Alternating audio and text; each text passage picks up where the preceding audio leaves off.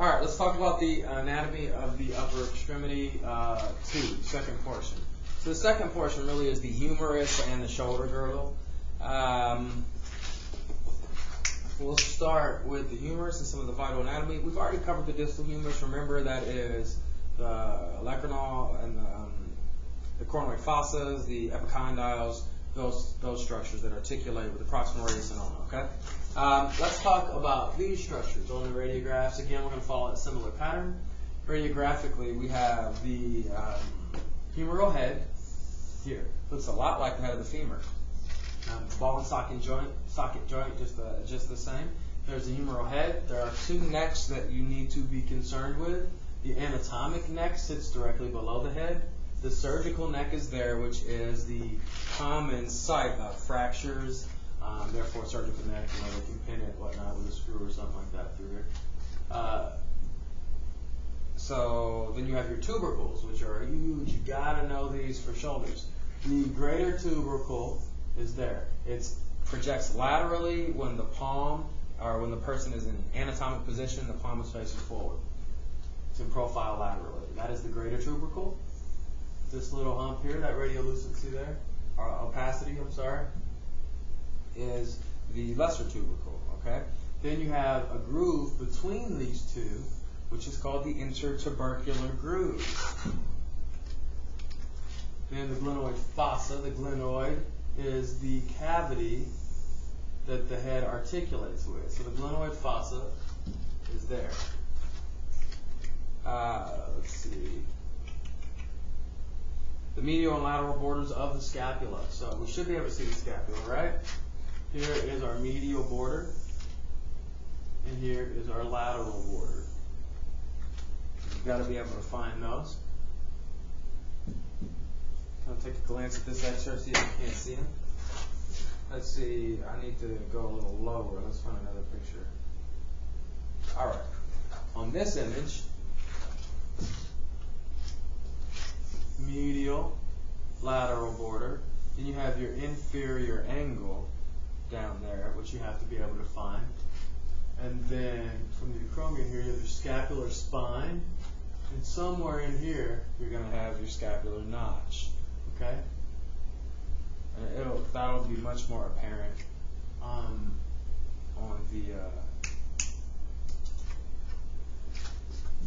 the bones. When we look at the actual bones on the anatomage, or when you're holding on to an actual bone, it's easier to see it. The radiograph, it doesn't show up quite as well. Then you got a couple processes that are very important. You have your acromion, which comes up and sets like a shelf and articulates with the clavicle. It's your acromion here. And then this here is your coracoid. Coracoid process. Let's see, that's important for positioning for these projections. Oops. All right. Let's see, what else do we got? We got AC joints. AC is the articulation between the acromion and the clavicle. Again, that's right here. That's your AC joint. SC joints. Let's see if I can't find an SC joint for you. Probably guess what that is. That is sternoclavicular. So on the medial end of a clavicle, the clavicle comes across here. And at the medial end, it's going to articulate with the sternum here. It's your SC joint, that sternoclavicular joint. Obviously, we talked about the acromion, the clavicle already. Here's your acromial end, and this is your sternal end of the clavicle. But this is an AC joint, and this is an SC joint. Okay. And then the first 5 ribs you should be able to identify and count on this radiograph. So let's see, we have 1, 2, 3, 4, 5. Just like that. And when we do the projections of the clavicle, those will become really important. So that in a gist, very, very quickly, is an anatomic review. But I want you to recognize some stuff. When you look at these shoulders, as I move through the different projections, I get very different appearances of my anatomic structures. Okay? They vary significantly. Like here, you've got to be able to label all of that. Right? Let me go over it with you. Lawrence method, or an axillary view, A is going to be your coracoid, G is going to be the glenoid, this looks like maybe the scapular spine. Yeah, that is out of focus. Okay, let me see if I can find a better one. There we go. That one's a little cleaner. We can identify the vital major structures on this. Alright, let's see. Coracoid and profile anteriorly. We have our humeral head, obviously. This is our glenoid right there. This is coming up to the acromion here. The clavicle swoops down and our AC joint is right here. Whoa, that's a mess looking, alright? Looks like a mess.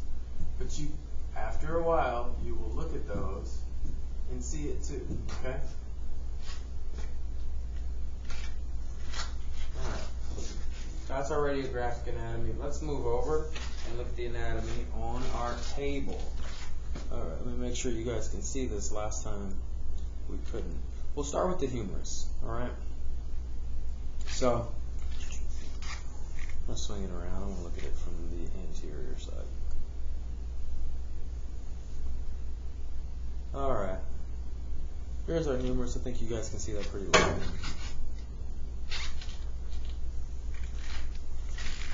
Alright. Here's our humeral head right there. It articulates with our glenoid right there. Then we have our tubercles. Let's look at those. Now if we notice, there is no tubercle anteriorly. The lesser tubercle is actually a posterior structure. Alright? No, I'm lying. I'm sorry. Let's look at this. I had it backwards. Oops. Scratch that. The lesser tubercle is an anterior structure. I just had everything in reverse. Alright, so we have our greater tubercle here, our lesser tubercle here, our intertubercular groove between them. This is where the biceps tendon is anchored, okay?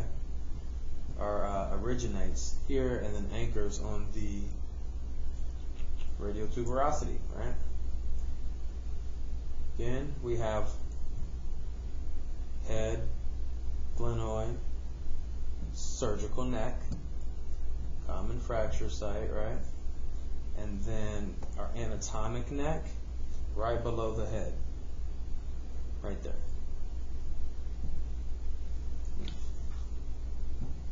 Okay?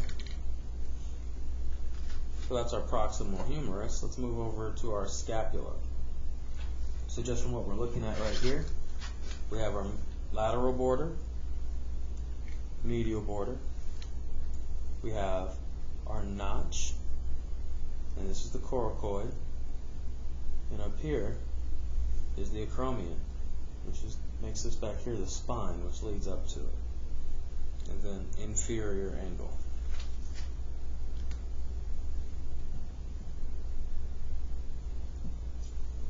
Okay, let's look at it from a different view here. This would be like your Y view projection. You can see on your Y view that the coracoid is anterior and the acromion is up here. And again, your scapular spine kind of sits right there and it leads up to the acromion. Uh-oh. Alright, so that's a general rundown of those structures. Let's look here. We have also an AC joint right there. So we have our acromion clavicular joint. And then the clavicle sweeps, right? It sweeps medially and eventually it will attach with the sternum medially. Right, so we would have like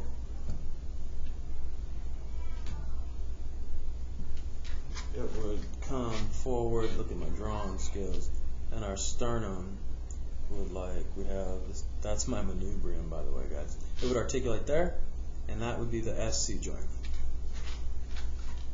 Alright? quick rundown. Take some time with that. You can watch this.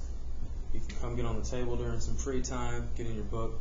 Make sure you are very comfortable with this anatomy, because once you understand it and you have an accurate 3D model of these structures in your mind, you can extrapolate from that and better understand what we're looking at here, and here, right? The positioning begins to make sense.